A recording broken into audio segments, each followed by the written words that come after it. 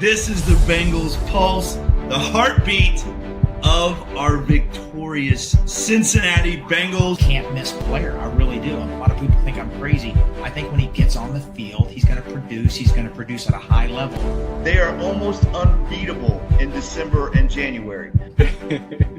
We're on another level. Thank you.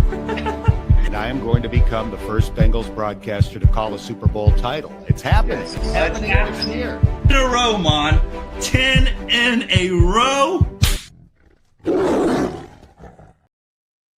Hooday, Bengal fans. He is Eric. Mon, I am Jake. This is the Bengals Pulse, the heartbeat of our Cincinnati Bengals. Hopefully we're going to be repeating that last segment there and saying 7 in a row. Mon, 7 in a row. But we'll wait and see about that. We are the Bengals Pulse, the heartbeat of our Cincinnati Bengals. Thank you guys so much for joining us tonight. We are going to be talking Bengals Patriots this upcoming Sunday. And then obviously a little bit of news in Cincinnati. We're going to be talking about all that as well. Before we do though, Mon, we are going glasses free tonight. Mon, how are we doing, bud? You look spectacular. How are you feeling? Yeah, I'm going to try to do this without glasses because somebody called me Ned Flanders last week. When I get those transcripts, I'm going to find you, and then we're going to have a talk outside of this. I'm Ned Flanders. I'm not going to wear the glasses. Well, I'm probably going to have to put them on because I can't see very well right now. We can tell, Mon. Your eyes are like this. I'm trying to read the comments. I'm like, hey, guys, how you doing? Don't make a spectacle of yourself. No, the Joe Burrow news is very intriguing. I'm excited about it. I hope he does play. One of the minorities, a lot of Bengal fans on Twitter don't want him to play. I want him to play. And, I'm not expecting miracles. I'm not expecting playoffs. I just want my quarterback to play. I think inactivity is a bad thing, and hopefully he's active and plays. Yeah, agreed. We're going to talk about all that. Eric, how you doing, buddy? You all right? Coming down. It's been a big week. Our company launched and landed a rocket. Pretty proud, pretty proud and excited to be part of the team. You know, the largest suborbital vehicle to do that.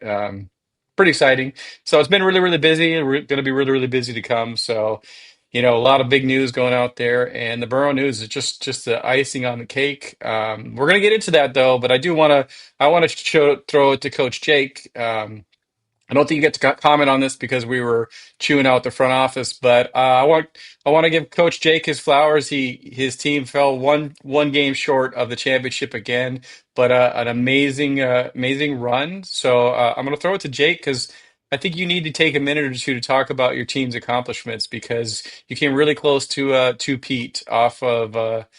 The team the season before that where you could barely get uniforms and weren't doing so great. So I'm gonna throw it to Jake. Congratulations on the great run. Why don't you talk about that for a little bit for us? Oh, thanks, man. I appreciate it. I wasn't expecting that, but I'm really proud of our guys. I mean, obviously last year, my first year back, we went 10-3 and won the state championship. This year we finished 11-2. Made it to the Final Four, and we came up a little bit short in the regional finals, but really proud of my team and the way the guys played.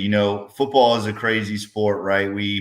All of last year in our state championship run, we were injury-free. This year, for the first 12 games, we were injury-free, and man, oh man, we got hit with the injury bug there going into the regional finals. And, those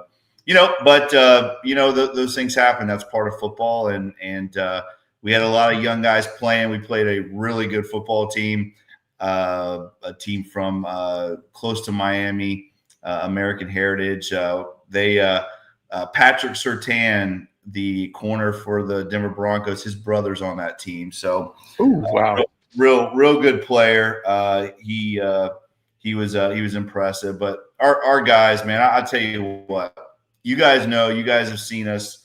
You've seen us live, and our guys just don't quit, man. We we had guys going down. We had guys that weren't able to play due to injury from the semis, and we had a bunch of young guys in there playing, and they played great. I mean, that as a coach, that's all you can ask for is that your team leaves everything on the field, and they did.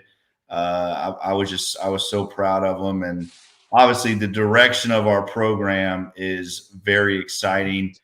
We got our almost our whole team coming back. I've said that for 2 years now, but we're going to have next year. We're right about 23 seniors or something like that coming back. So that's exciting. And our quarterback this year just man, he led all of Brevard County, threw 30 plus touchdowns and had almost 3,000 total yards. He's only a sophomore. He's going to be a junior next year. So Wow. Yeah, so it's exciting, man. We a lot of great things. I appreciate you. I appreciate the kind words, and we came up a little bit short, but definitely extremely proud of this group.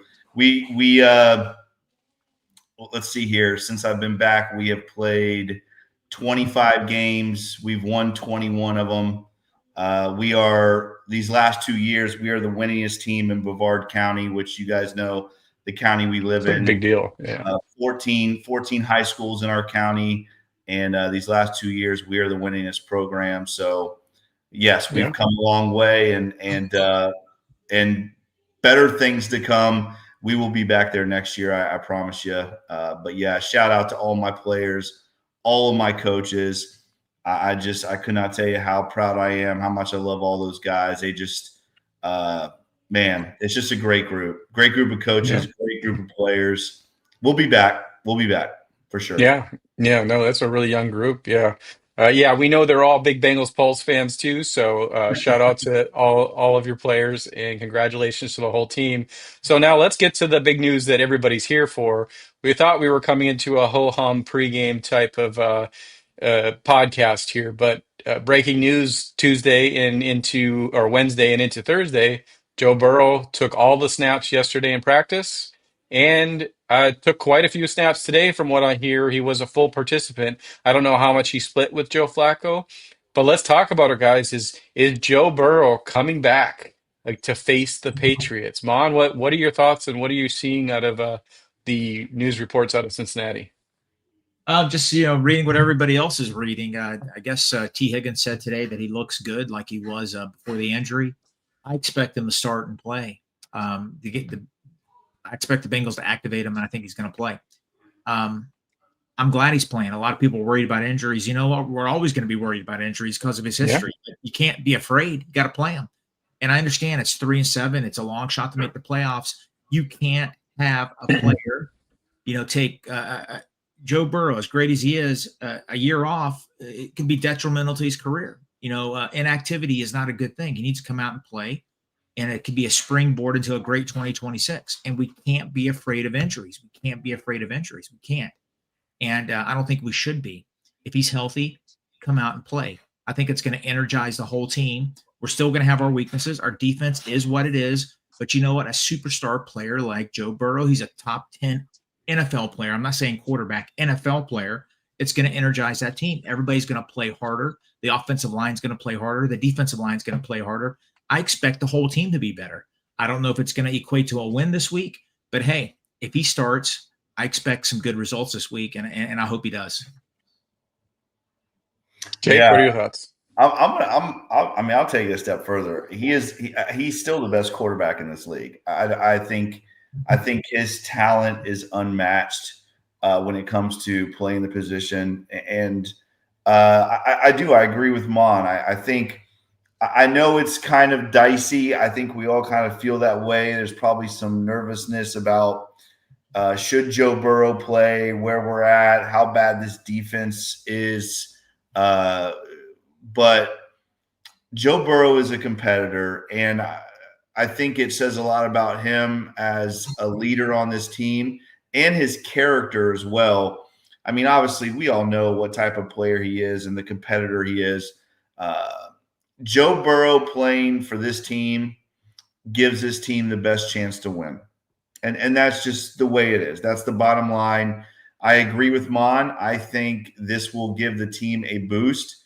I don't know, I think somebody texted in our group chat, or one of my buddies texted, and I responded back, well, can he play safety? That's obviously a joke, and I'm not trying to be negative or anything, but he doesn't really help the defense at all, which is where our struggles have been. Not so much offensively, but I do expect the defense to play better. I mean, Joe Burrow is the leader of this football team, and I don't know. Again, I know it's dicey. I know this is kind of a double-edged sword if he plays or if he doesn't play. But I'm with Mon. I think him missing almost an entire year of football. Mon brought up this really good point on our last show. Him missing almost an entire year of football is more of a negative, I think, than him going out there and giving us the opportunity to win these last 7 games. Again, do the Bengals have a chance? What are the chances of them winning 7 in a row? Well, unless the defense plays better, it's not very good. But it does increase with Joe Burrow on the field. Again, he's the best quarterback in this league. He's one of the top 3 best players in this league when he's healthy. So, we'll see. It's interesting, right, guys? Because obviously the Jamar Chase situation, which we're going to talk about, I'm sure, but not having Jamar this week, and Joe is still out there practicing and probably going to play on Sunday. Again, I just think it says so much about him as a leader in this locker room, and how lucky we are to have him as our quarterback. Yeah, so I want to know, is there anybody that could tell Joe Burrow no? So I firmly believe that 10-7 wins this division, and if we win 7 in a row, obviously that's a big thing. That's a way pipe dream, but you got to win 1 to win the next 7. Is there anybody out there that could tell Joe Burrow no if the doctor says yes? I think I heard it on one of the podcasts earlier today, maybe Mike Brown, but does anybody come up to him and say, "No, we want you to take your time because this is do or die"? Everybody, it's a great question. I think everybody on these apps and social media, and everybody is making it as a reckless thing by Joe Burrow. Joe Burrow will not play if he's not cleared. Yes. Joe Burrow is not going to play around with his career. He's had 3 injuries, some fluke injuries. He's not going to be reckless. This organization isn't going to allow him to be reckless. If a team of doctors have cleared him to come, he's wearing a special shoe. He's going to play. He's going to play. Just because the Bengals are 3-7 is silly not to play him. Yeah. Right? They're not going to be reckless. They're going to play him. I just want to talk about something real quick. I know we've gone, a lot of frustration over these last few episodes. Everybody's been frustrated with everything. We all listen to the same podcast. And one, driving to work the other day, I drive 40 minutes to work, and it hit me of a Paul Dehner podcast back in March. No, in May. Okay, after the draft. I remember the debate on his podcast is, have they done enough going into the 2025 season? It was a good debate. It was him and Mo and Jay Morrison. The Bengals' philosophy, and I mean, it's frustrating, but it is so true, was, hey, the defense just can't be as bad as it was in 2024. That's why they weren't super aggressive. They signed a couple marginal starters. They basically went in like, hey, they're going to be just a little bit better. That's all we need. That's a shit show organization. And we're seeing the effects of it right now. And I hope they don't go into 2026 thinking the same nonsense, because with Joe coming back, they will be better. They're going to win some games. All right. I don't want this. They have critical roster flaws that they truly need to address. And with Joe coming back, he's going to mask some of them. And again, we might be having the same conversation next November. I don't want that. I don't want that. And Bengal fans, we shouldn't allow that to happen. And it's just frustrating. I mean, this team is absolutely maddening, man. I'm so excited about him coming back, but I'm afraid that this organization is going to be like, hey, Joe's back. We won 5 of the last 7. We don't need to do a lot. It's scary. Well, and I think too, guys, first let me say this. Let me tell you who's not going to tell Joe Burrow no. And that is the man that is sitting on the hottest seat in Cincinnati, Mr. Zack Taylor, right? I mean, Zack Taylor, if this team doesn't make the playoffs, I don't think he comes back. I know Mon disagrees with me on this, but I think if the Bengals miss the playoffs again 3 years in a row, Zack Taylor will be fired at the end of the season. I was hoping he'd be fired on Monday, but that didn't happen. So my hot take. Jake, I'm not saying I don't want it to happen. I just don't think. No. I know you're not saying you don't want it to. You're just saying you don't think it will. I know that. I think that, again, I don't really think this is a hot take, but I do believe that whether or not Joe Burrow comes back and this team wins a couple games, if Zack Taylor doesn't make the playoffs this year, he is going to be fired. And again, so for Zack, this is a last ditch effort for him. Like he is going to try to get Joe Burrow out there because one, he knows it's going to give his team a little momentum, which they don't have anymore. Maybe help the locker room out a little bit. And then hopefully save his, he's hoping it's going to save his job. I don't know if Joe Burrow can do all of that.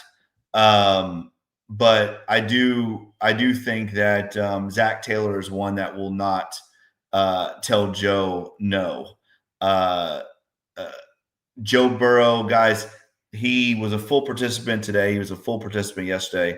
There's no way Joe Burrow is not playing on Sunday. I would be shocked if he is not starting quarterback on Sunday. And not just because of all those other things I said, because Joe Burrow is a competitor. And maybe Joe Burrow is going out trying to save Zack Taylor's job because Joe Burrow knows listen, Joe Burrow loves Zack Taylor. That's the one flaw, right? We know. Hold on. We know that Joe Burrow lives near Jamar. Is he also Zack Taylor's neighbor? Listen, Joe Burrow is a warrior. Yes. He has a legacy. He wants to have an imprint on this league. Sitting on the bench and not playing doesn't help him do that. Yeah, he's an NFL star. They all have egos. And I'm not saying he's reckless, but he wants to go out there. He wants to produce because he wants to go down in the record books as one of the best. He wants to compete against Allen. He wants to compete against Mahomes. He wants to compete against Dak Prescott, all those guys. He wants to be considered the best. Pat Mahomes, did I say that already? I'm sorry. Yeah. He wants to be that guy. And trust me, Joe has said that in the past. He's not going to do anything to jeopardize his long-term career. If he's not cleared by a team of doctors, he won't play. All right, but Joe Burrow is a warrior. He makes the Bengals a better team. But it's not, listen, we still got some massive roster flaws. Massive. And, we don't need this guy to beat Clark Kent every freaking weekend. We need him to be Superman. Clark Kent is fine. Yeah, Clark Kent, Ned Flanders, doesn't matter. I'm an older man. I'm not a superhero guy anymore, Eric. I drink you are coffee. the Superman. You should know that. I'm a sophisticated person. Okay. And I just want. No, he's making a spectacle again. That is the funniest thing he has said. I just got to say something. I got to say something. My hockey team is like the Cincinnati Bengals. Edmonton has two of the best players in hockey. They got the worst defense in the NHL. The Bengals have the worst defense in the NFL. I can't catch a freaking break. Let's talk about the 76ers. Oh, never mind. We're not going to go there. All right. But listen, the Bengals have right now, guys, the Bengals have the worst defense in NFL history. Not in the NFL. In NFL history, the Bengals have the worst defense. But still, I think if we had Joe Burrow last week, we win that game because the defense only gave up 20 points. They weren't trash. We needed some Joe Burrow. I hope that he does come out. So let's get into some of this stuff. We'll talk Jamar. We'll talk some of the stuff. But I had an epiphany, and this is the super optimist in me. But last season was defined and derailed by losing a game to the New England Patriots that we never should have lost. Could this season be saved by beating a New England Patriots that we have no business beating? Is it going to happen? And is that the key that sparks this playoff run? Am I just being crazy? Definition of crazy varies from person to person. Being optimistic about the Bengals every week. Damn it. I'm Oh, crazy. No, I mean, I think that's a good question. Obviously, the Patriots right now are one of the hottest teams in the NFL, which again, kudos to them. I mean, you have to give teams credit when they go out and they make moves like bringing in a Vrabel, a guy that puts his foot in people's asses when it needs done. He is a hell of a coach, and coaching matters. Guys, coaching matters in every level of football. Coaching matters, and Vrabel has turned that organization around. Just him, he has turned that organization around, and it's going to be a tall task for this Bengals team. The Patriots have found a gem at running back. Maye is playing out of his mind. This is going to be a tall task. Can the Bengals do it? Listen, when Joe Burrow takes the field, I have said this for 6 years. When Joe Burrow takes the field, we always have a chance, right? And he is one of the elite. And when you have an elite quarterback like him, you always have a chance. So do the Bengals have a chance? Yeah, they have a chance. I mean, if where that chance lies, the defense guys have got to make plays. I mean, we can't have the same shit over and over every single We week. had 4 straight stops in the second quarter of that game last week, and Joe Burrow is going to come out there and score, and at least 2 of those were at least getting field goals, in my opinion. The defense just gave up after that point, but obviously, go ahead, Mon. What are your thoughts on my insane take, as Iron Man says? I appreciate the optimism, but I'm just going to go one game at a time. The chances of making a deep run, I think, are slim. I think our roster is that bad. And I know catch a lot of flack. I'm not being negative. Joe Burrow, you're right, Jake. We're going to be relevant anytime he plays. We have a better chance of winning when he's on the field. But we have safeties that don't want to tackle. We have too many players making business decisions. I'm still haunted by 3rd and 17 checkdowns for first down, 3rd and 11 checkdowns for first down, 3rd and 9 checkdowns for first downs. I mean, these at a max should be 6-yard gains, and you tackle them and you punt. Okay, but what happened? They get 18, they get 30, they get 22 yards on checkdowns. It's an embarrassment. It's an absolute embarrassment. And it's, it's bigger than talent. I think players have checked out. I think players are turned on each other on the defensive side.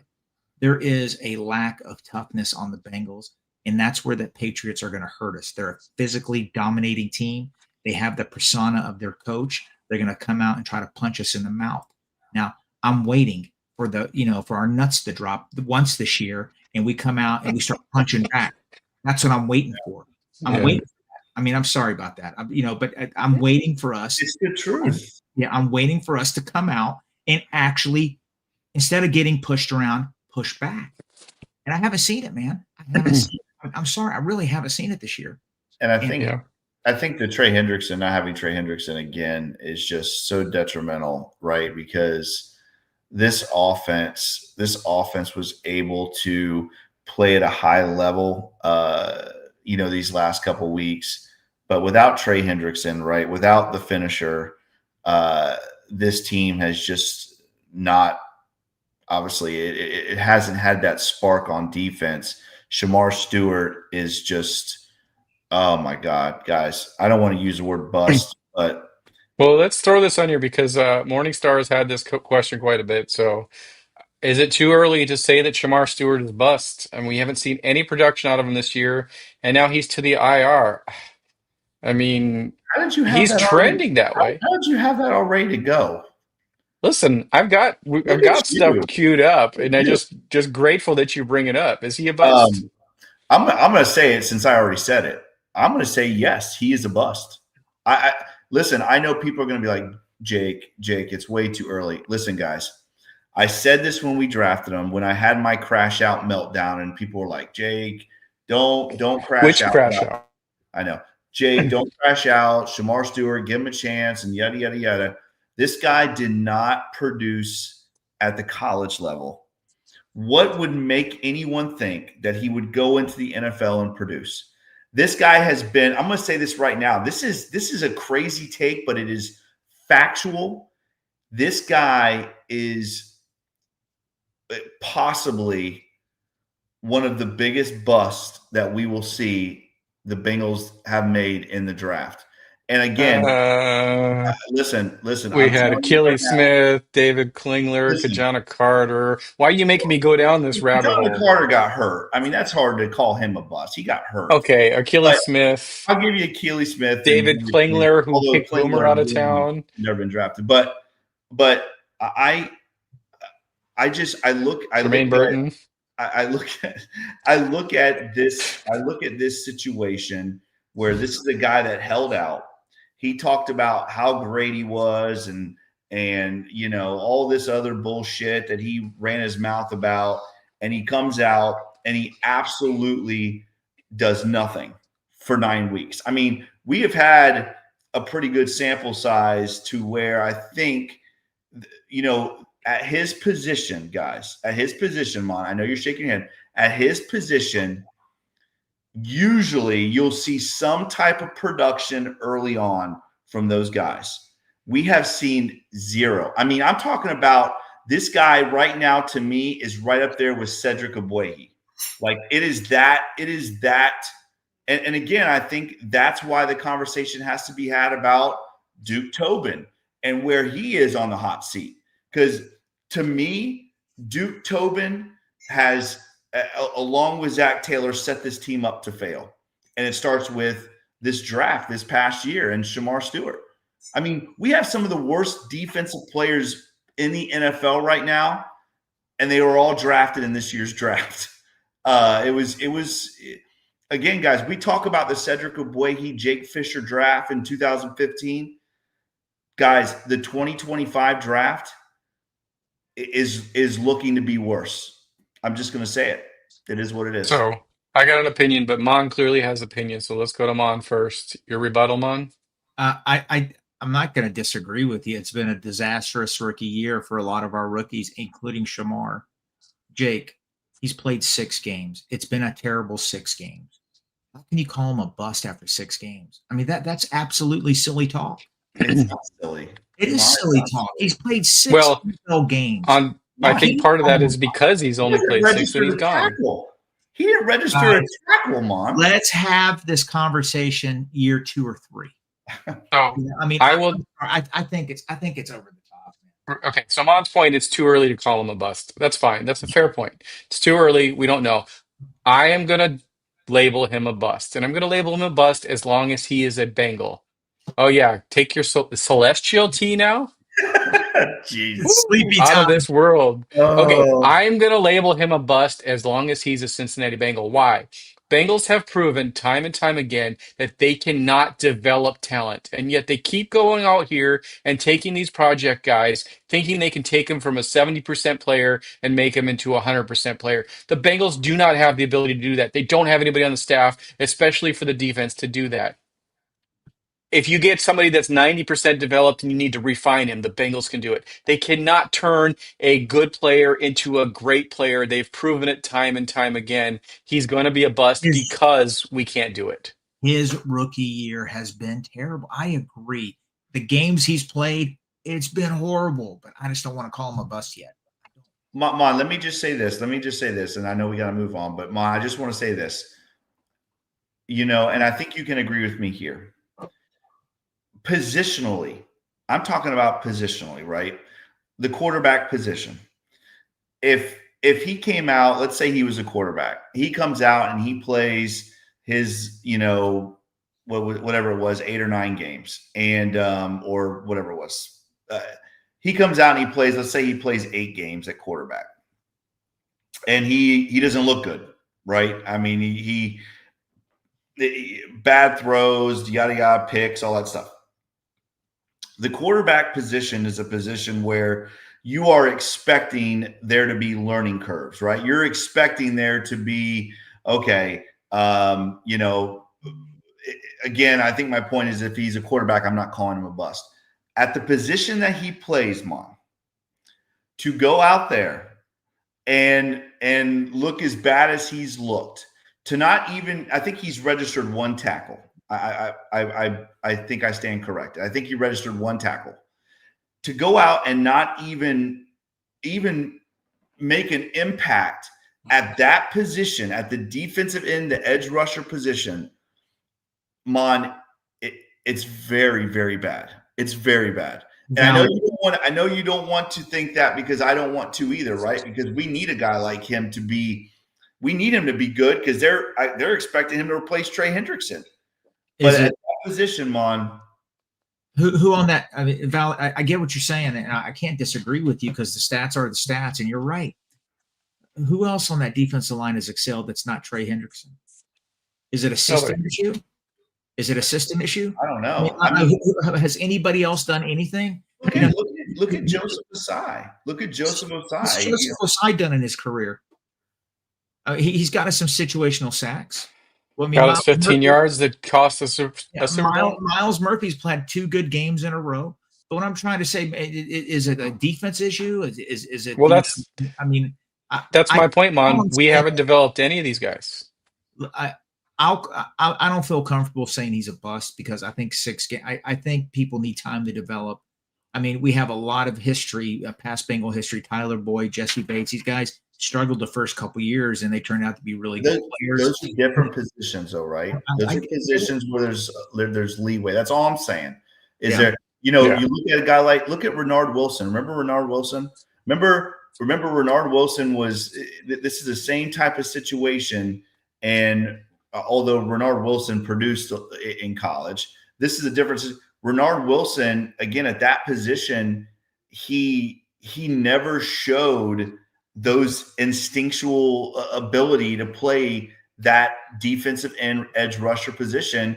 Shemar Stewart is, it's heartbreaking. It's heartbreaking because, again, I was on the Jahad Campbell. I was on that train, and to see him probably end up being defensive rookie of the year, and we draft these two shitty linebackers that don't even belong in the NFL.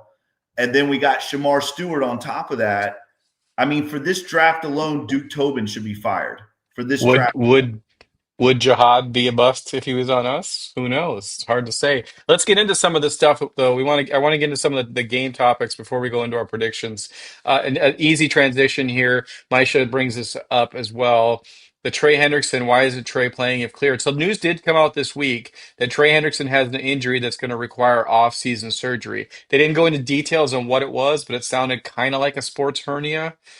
So I don't think Trey is playing this week, but what are your thoughts on Trey not going to a 4 or 5 week IR, or just having him sit there and constantly go through this each week? We're kind of, to me, it reminds me of the Sam Hubbard crap, where we let him play injured for the whole year and didn't tell anybody that he was playing injured. You know, man, I don't know. I just I think Trey Hendrickson's a warrior. If you're on Twitter or X, a lot of people are starting to speculate he's making a business decision. He's getting ready for free agency next year. I don't know what it is. I don't think Trey Hendrickson would play that kind of game.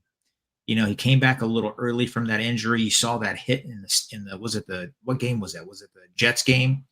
The Jets game. Yep. He was decleated and should have been a 15-yard penalty. But still, the guy's hurt, and I think if he's healthy, he'll come back and play. But I don't know. Bengal fans turning on the players and this, and man, I don't know. It's frustrating to me. I think we should be better than that. It's just been, guys, this year has been an absolute shit show, right? I mean, there's no other way to say it. With this shitty draft, you have one of your captains in Logan Wilson asking for a trade. You got one of your rookies from last year asking for a trade. You got Trey Hendrickson, that whole shit show, and now you paid him all that money, and now he's not even playing. it has just been, the Jake Browning fiasco. This has been an absolute circus. And again, that is why I go back to who the hell is being held accountable for this, right? Who is being held accountable? Because I don't see Al Golden being held accountable. I sure as hell don't see Zack Taylor being held accountable. I sure as hell don't see Duke Tobin being held accountable. The only person I've seen being held accountable is Logan Wilson, who is one of the best linebackers that we've had in a decade. Hell, I don't even see Geno Stone being held accountable, and he is the worst safety in the NFL, and that includes people's backups. Geno Stone he couldn't play for the Toronto Argonauts. He is so bad at football. How are all these people involved with this? How are they not being held accountable? And that is what I am so disheartened about, is that all of this whole circus that we have stressed about and talked about this entire season, I don't see anybody being held accountable. And it's crazy. I mean, what other team in the NFL would go through this kind of shit and nobody gets held accountable for it?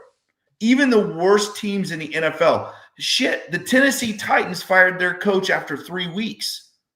It's absolutely just oh my God. Let's talk about let's transition to this, because we're getting into some of the game stuff. Let's talk about the one person that is being held accountable. Obviously, Jamar Chase is not there this week. No story there. Everybody knows he's suspended. But this is the prime opportunity for Jermaine Burton to come in, somebody that's super talented and yet can't see the field. In my opinion, it's the direct opposite. Our defensive players are not talented and they are on seeing the field. But guys, is this a week that I'm not sure what comment you're laughing at, but The Carson Palmer fan one. oh Lord. Yeah, I'm not reading that. Let's move on. So is this the week that Jermaine Burton is finally active and maybe he can come out there and add something and show that he's not a bust? Or are we going to just see Mitch Tinsley and Chuck Sizzle out there and possibly Kendrick Pryor? What do you guys think? I mean, I haven't seen Mitch Tinsley. Why in the hell is Mitch Tinsley not playing? He played a couple weeks ago. Safety. He's got to be better than Geno Stone. Oh.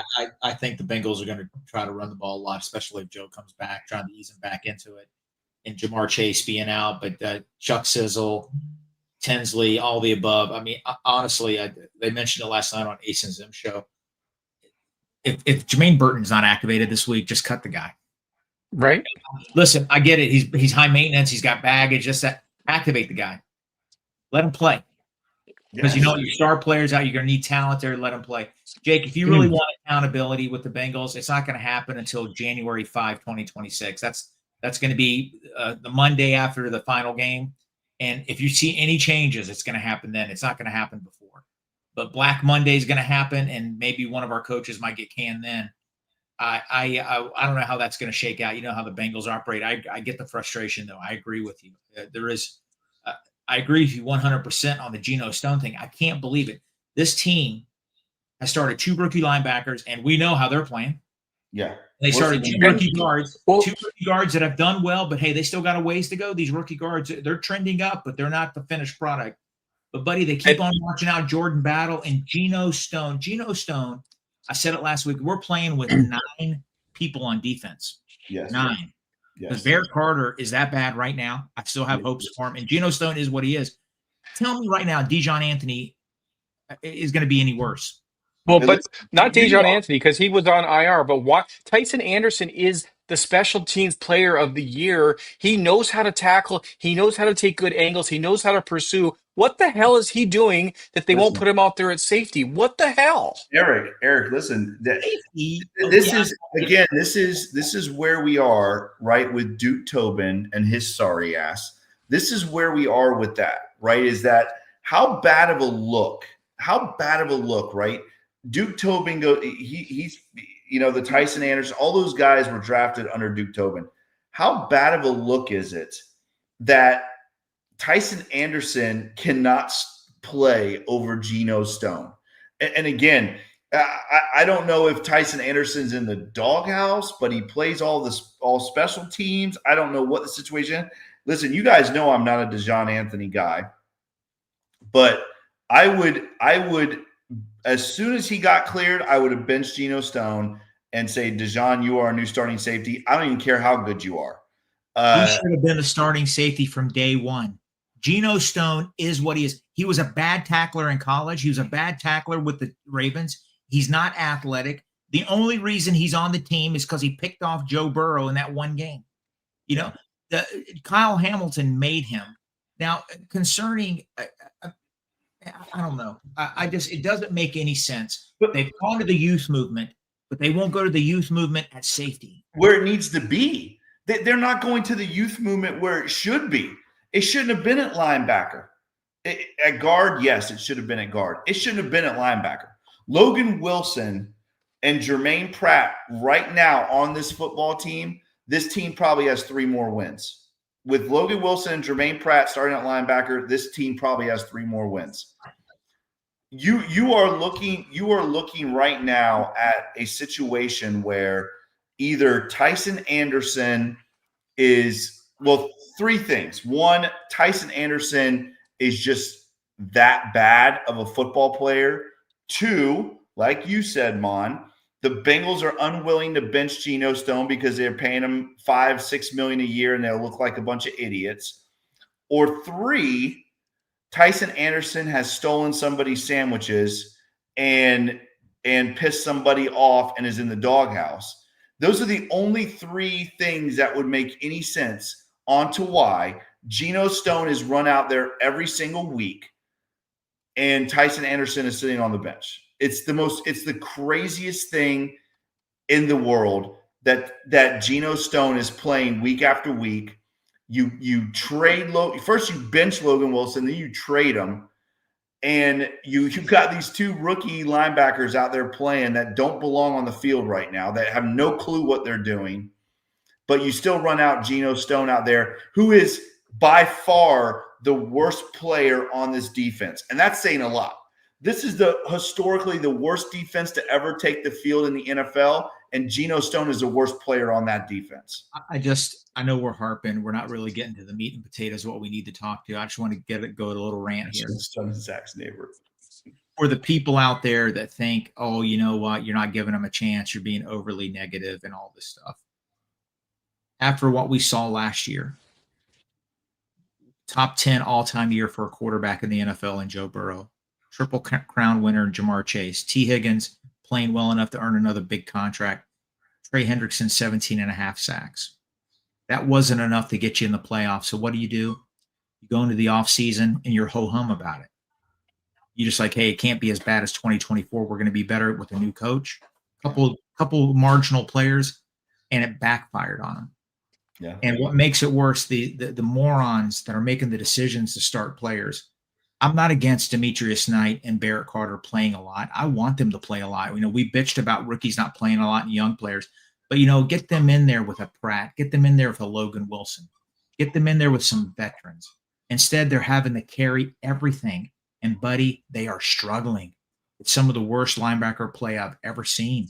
And we're seeing it in the missed tackles. I think the Bengals, they have the top 3 missed tackles count for players in the NFL. Numbers 1, 2, and 3. They're all Bengal players. Top 10 players. Yeah, that's scary bad. I don't know, man. We've got to be better. This offseason is going to be so interesting, but let's get to the Patriot game. Let's get to the predictions here. But I think that's to the point is we can't be worse. So why not find out what you have in Tyson Anderson? Get him out there. We're going to get to the AFC North predictions here, but Fuzzy Balls has a super chat, so let's throw this up. Thanks, I did want to get talked about this, so I appreciate it, Fuzzy Balls, for the super chat. Fuzzy says, sorry to interject some positivity. I did interject some positivity, so I take offense. We're going to win the next 7 games. But Cincinnati Bengals rarely get all-time NFL records if T ties Chris Carter all-time NFL record for the most consecutive home games with one receiving touchdown. So one receiving touchdown by T. Higgins today, and he's tied for that record, and I 10, think he right? breaks it. Isn't that 10? Um, is It's it 10. 10? Is it 9 or 10? I I think think it's 9 is what the record is. No, I think he got Um, 9. I think he got 9. I think he got 9 in the Bears game, right? Because I was there. That was 9. yeah. Okay. I think 10. I think 10 ties it. I believe because I think it Okay. was. I think ninth was at the Bears game. I think he easily gets it. I think this is a 3-touchdown T. Higgins games. You guys got any thoughts or opinions on that real quick? I do think it helps that we get Mike Gesicki back, and if Mike Gesicki plays, I think that 10 is the record. Okay, I think Mike Gesicki coming back, I do think helps tremendously. That's Joe Burrow's guy, so it's only fitting that Gesicki and Burrow come back at the same time. But I think T. Higgins gets it, especially with Jamar out. T's going to get a lot of targets, obviously, on Sunday. It's a Chase Brown game. He's going to have 150 all-purpose yards. I think the Bengals do a lot of damage on the ground. I really do. The one stat that I did hear was the Patriots are the worst red zone defense in the league. They give up a touchdown like 68% of the time. So get in the red zone. Chase Brown gets you into the red zone. T. Higgins is going to get us a touchdown. I think he gets that record easily. All right, we're 46 minutes in here. We got over 250 people in here. Appreciate everybody that's Thank you, joined. guys. We are going to get to what everybody's here for and Jake's favorite moment of the week. AFC North predictions. All right, guys, we got a full slate of games this week. Let's get to talking some of these games.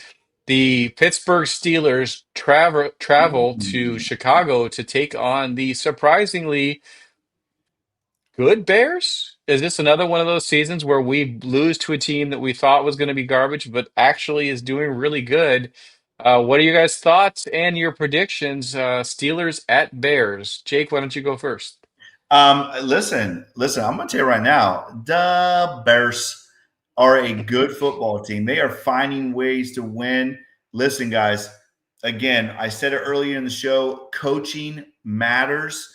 And the Bears coaching staff, when you look at the staff from top to bottom, it is one of the best coaching staffs put together in the NFL. The Bears coaching staff, I would say, is top 5 easily in the NFL.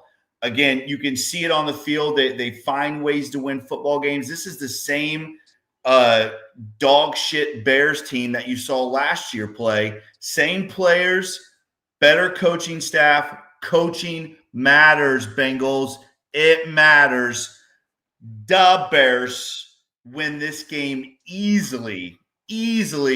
I'm going to say Chicago 31, Steelers 13. The Bears beat the hell out of the Steelers. This Chicago Bears team is going to the playoffs. I'm telling you right now. Mon? Yeah, I think the Steelers I think their offense is really bad. Really, really bad. And I think playing in Chicago is not going to be a good thing for them. The only thing that's going to keep them in the game is potential turnovers. Maybe that defense of theirs can do something to the Bears. I have Chicago winning comfortably 28-14. Steelers are going to lose this game, and that would definitely help the Bengals if we can pull off an upset at home. Guys, Yeah, the Bears, I like it. The Bears, coaching matters. Coaching matters. I mean, we could have gotten Ben Johnson if we just got rid of somebody last year. Instead, we let him have some scapegoats. Moving on, the Cleveland Browns travel to Las Vegas to take on the Raiders. Browns defense looked like they could have won that game against Baltimore last week, but ultimately defense wasn't enough. What do you guys got for Browns at Raiders? Mon, why don't you take this on first? I think it's going to be tough for the Raiders because the Browns defense is pretty legit, but I don't know who's going to quarterback the Browns. I think the Browns are going to play a tough game, but I think they lose 17-9. Okay, I am going to refer to this as the toilet bowl. I'm going to say the Raiders win the toilet bowl 9-6 on a last-second field goal. 9-6 Raiders over the shits. Hey, Brucey B. Bruce B. Hooday. Thanks, buddy. I agree. I think the Raiders are going to do it. The real question is, if the Bengals pull off the victory this weekend, does Mon finally get those khakis? Brucey? All right. Moving on. The joke falls flat. The New York Jets travel to the Baltimore Ravens. I couldn't be more underwhelmed. I believe this is a Tyrod Taylor game. Jake, why don't you go for first? Jets at Ravens. Do the Jets muster up something They and take do. out Lamar? Of course they do. The New York Jets, because the Bengals cannot be the only one to lose to this shitty team. I'm going to speak it into existence. The Jets win 20-14. Go Jets. Okay. Mon, do you have a monstrosity of a prediction? Yeah, I all I want from this game is I want Jake's prediction to come through, but it's not. I want the Jets to play a very physical game. I want the Jets to come in and just clean game, no cheap shots, but play physical football, rough up the Ravens, make them earn it. Saying that, I think it's going to be a close game until the fourth quarter. Couple cheap touchdowns, maybe a defensive touchdown by the Ravens. I have them winning 28-9. Listen, everybody is calling me crazy, but the Baltimore Ravens should have lost to Shador Sanders and the Cleveland Shits. I mean, let's not give the Ravens a lot of credit here. They are not a good football team. So as crazy as it sounds, the Jets winning this football game, it could happen. Anything could happen. The Jets did beat us, so you never know. We'll see. Now, the game that everybody's here for. Let's get into it. Patriots at Bengals. There are some key defenders for the Patriots that are out. Listen to the Locked On Patriots podcaster talking about Milton Williams and his impact that he's had. Milton Williams is put on short-term IR, so he will not be impacting this game. Their media people seem to think that whichever Joe is back behind our offensive line is going to have all the time in the world to pick apart this defense. So let's get into it, guys. Do you think that this could be a big passing game based on their supposed lack of quarterback pressures with Milton being out? Mon, why don't you go first? Well, with him being out, it's obviously going to help us. He's a great player. He was great with the Eagles. He's a big free agent signing, big money from the Patriots. Not having them hurts them. I think, they're formidable. They're very physical. They've taken on the persona of their head coach, Mike Vrabel. Their quarterback is tough. They're just a tough, hard-nosed team, and they got some skill players. What a dramatic – I mean, they were terrible last year. It was our worst loss last year. I mean, it set the tone for a horrible 2024. From that to what they are now is really impressive. Saying that,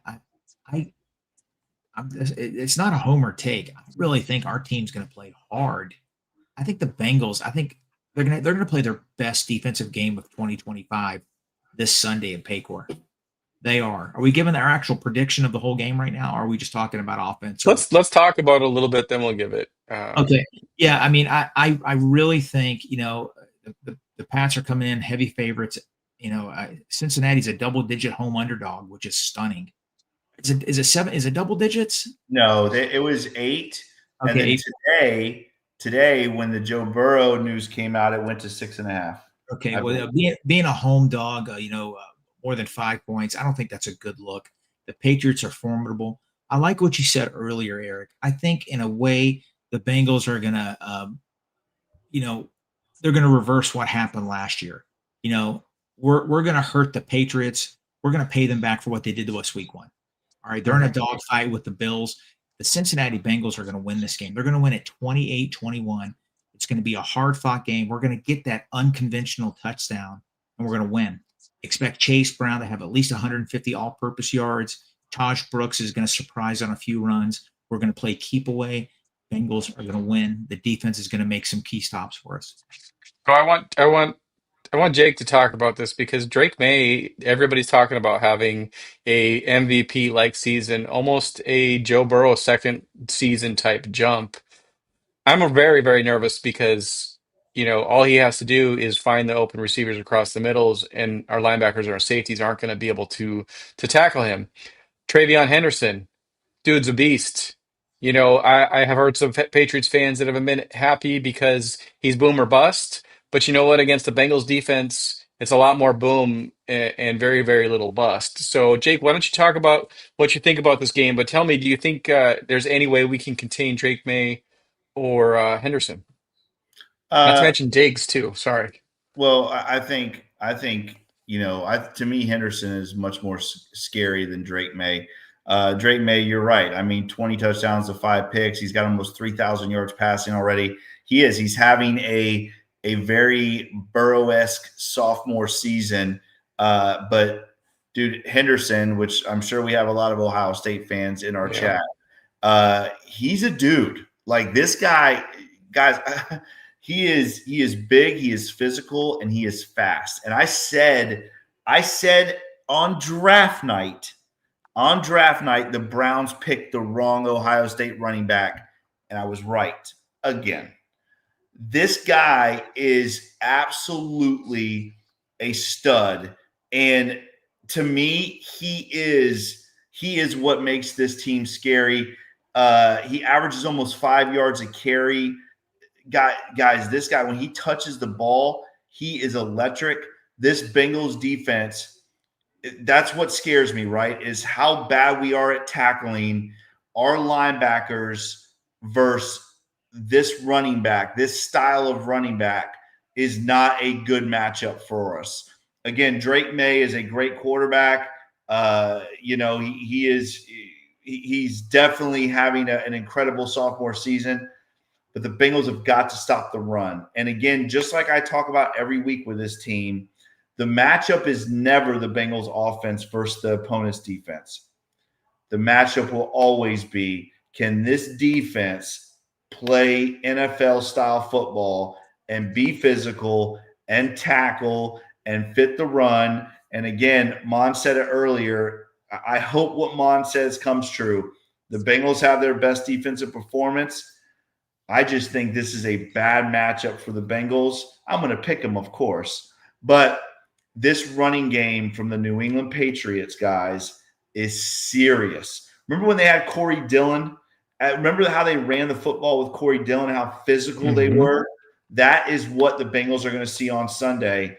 And with our soft-ass defense, especially the front seven, this is a bad, bad matchup for the Bengals. They're going to have to tackle. They're going to have to get hats to the football, and they're going to have to fit the run defensively, which we have not seen all season long. It's a scary matchup for sure. I said it earlier, the Bengals offense, I will take them versus anyone's defense.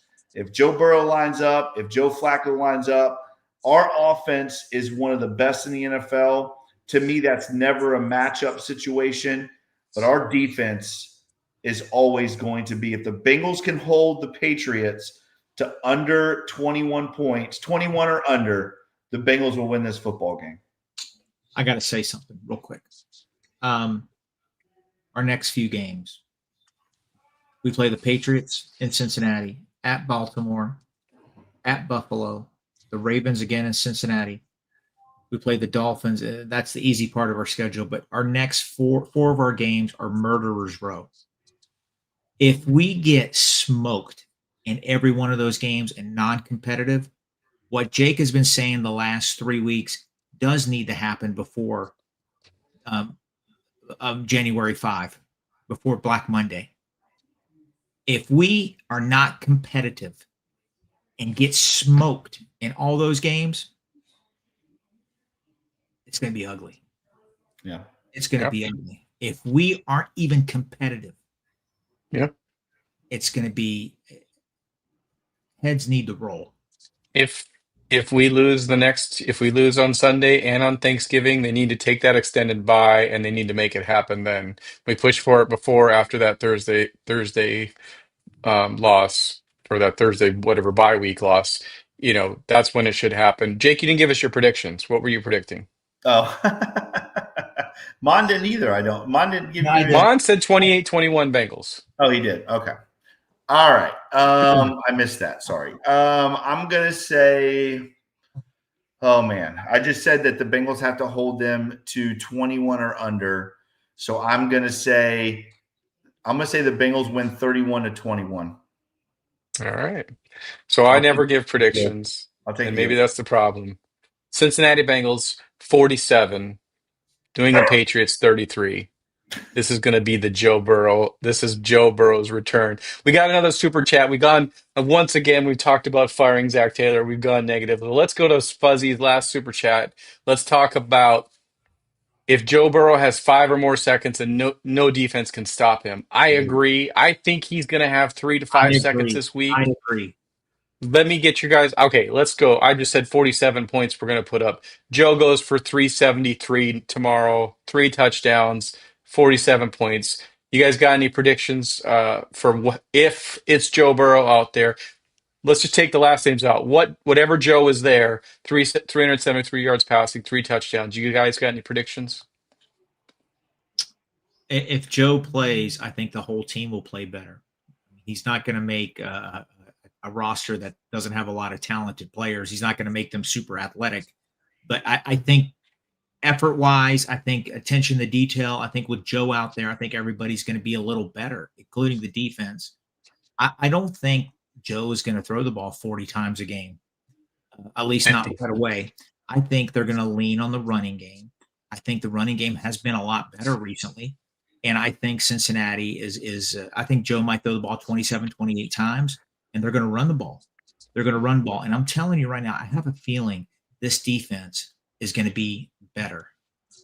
I'm not expecting top 15 defense. I think they're going to play better ball. I think they're humiliated. I think there's some veterans on that unit that are like, hey, enough is enough. Let's play some ball. And I think they're going to be better. I really do. And I think they're going to be better because I think Stone is on a short leash. He is the weak link. I think if you bench him, you're better by default. I think if our punter played safety, it'd be better. So I think put Dax Hill back there. What the hell? Just put Dax Hill back there. He hasn't forgotten how to play safety. He played it for how many years? I think Barrett Carter is right up there with Geno Stone, though. I think Barrett Carter. You could put Barrett Carter in the same sentence as Geno Stone as far as being the weak link. Although I would rather than put Barrett Carter at safety than Geno Stone. Brucey B brought up something really interesting. And I get it. I'm not saying he's a Myles Garrett, but the last 2 weeks, you have to admit, Myles Murphy has been very active and played very well. I know he had a questionable 15-yard roughing penalty last week. I hope that's a sign of good things to come for Myles Murphy. I really do, because we need it. We need it. We know what DJ Turner is. He's a solid NFL player. I would love to see what Myles Murphy is over these next 7 weeks, because the last 2 games, he's played well. I agree. One last question for you guys, and this is another comment here. Rivers has struggled last week. Shouldn't the Bengals be switching to throwing Dalton Reisner back in there? Let Jalen Rivers take a step back, breathe a little bit. We saw that actually helped Fairchild a little bit when he had his injury and he didn't get to play. Should this not be Dalton Reisner stepping back in there at right guard? Anybody that can protect Joe Burrow. So if Reisner's the better guy, put him in. I'm all for it. Again, I think that I don't know if Reisner is the better of the two, but I do think if there's any question on the way that Rivers is playing right now, if you are starting Joe Burrow on Sunday you better have the 5 best guys out there that you think are going to protect Joe Burrow. And if that's Reisner, it's got to be Reisner. If Rivers is injured, I don't think he's going to play. Put Reisner out there, but Rivers is our long-term. He's going to be our answer at right guard. I think he's going to have a good future. By no means is he a finished product, but I think he's going to be a good player. I don't think he plays this week, though. Okay. I mean, you don't set him back, even if he's healthy. If you set him down now to learn, you're not setting him back. It shouldn't be a big hit to his character. We're at an hour and 5. We got to get out of here. We have over 250 people in here. We do appreciate Thank you guys so much, man. You guys are awesome. We are going to be live immediately after the game, like we always are, hoping that we're celebrating Eric's amazing prediction and not drinking Mon's sleepy time tea. I'm tired. He just yawned. Did you see that? You got who's that? Who's the manufacturer of sleepy time tea, Mon? Maybe we could put a plug in there. When you've had a long day at the fire department and you just got done with a good argument on a podcast, drink some sleepy time tea. It'll put you right to bed. $4.99, you get 2 of them. $4.99 for 2 boxes of sleepy tea. Man, you can hibernate all weekend, and if you don't want to see this game. It used to be $2.99, but there's that T word. I don't want to talk about it. So no, you're gonna have a tea party here. It's BOGO. No, that's Publix, guys. That's Florida. Publix tells you BOGO, but then they double the price of the item. There's a Publix in Cincinnati now. Yes, I believe that they're about to open one if they haven't already. It's Publix and Wawa is coming to the Ohio, Northern Kentucky area. Pretty exciting. Is a Kroger CEO and the Publix guy gonna fight Ultimate Fighting Championship kind of thing? Cage match. Well, stay out of my territory. They did take some big swings because Publix is going up to Ohio and Kroger just pulled out of Florida. Lot of people are upset. Kroger just pulled out of Florida. The delivery trucks are gone in Florida. They just announced it yesterday, laying off a lot, shutting them down. People are really upset because they love their Kroger delivery. Listen, Ohio, you're welcome. Ohio, you are welcome for Publix subs. Anybody that hasn't had a Publix sub, run to Publix as soon as they open. Get your Publix sub. You can't go; they're all amazing, but that chicken tender sub is pretty good. People in Ohio and Kentucky, I don't know if they realize, but Kroger in Florida, they would deliver to your house. And it was really cheap. People loved it. I can't believe they pulled out. Oh wow, they're building Cold Spring right now. Yeah, I think there's already Publixes up, and they were going up when I was up there. They were going up. So I don't think they have a grand opened yet, but when they do, get there and get those subs, and watch out for those BOGO deals. Publix Pulse right now. Here we go. The Publix Pulse. Yeah. All right, guys. Yeah. You guys ready to get out of here? That is a get us out of here. All right, that's another edition of the Bengals Pulse. As always, guys, if you like this podcast, make sure you like, share, and subscribe to this podcast. Make sure you check us out on all the awesome podcast platforms, Apple, Stitcher, and Spotify. As always, if you like this podcast, make sure you give us that 5-star review. We very much appreciate that. Follow Mon on Twitter at @TheFireMon and learn all of his stories about his tea. Follow me on Twitter at Coach Jake Owens 9. Follow Eric on Twitter at UFlash with 2 H's 88. Follow the Wednesday Podcast Network on Twitter at Wednesday Pod. And as always, guys, please follow the Bengals Pulse on Twitter at the Bengals Pulse. On Instagram, the same without the @the Bengals Pulse, and on TikTok, the same without the @the Bengals Pulse. Thank you guys so much for joining us tonight. We appreciate all of you. We love you, and we will see you on Sunday right after Bengals Patriots. Correct, Eric? Right after the Bengals victory. I'm flexing. Look at that muscle, dude. Look at Eric, that. Listen, and just expect everybody to see an AI commercial for Mon repping his celestial tea. It's going to happen. Good day, everybody. Glasses. All right, good day, guys. We'll get out of here.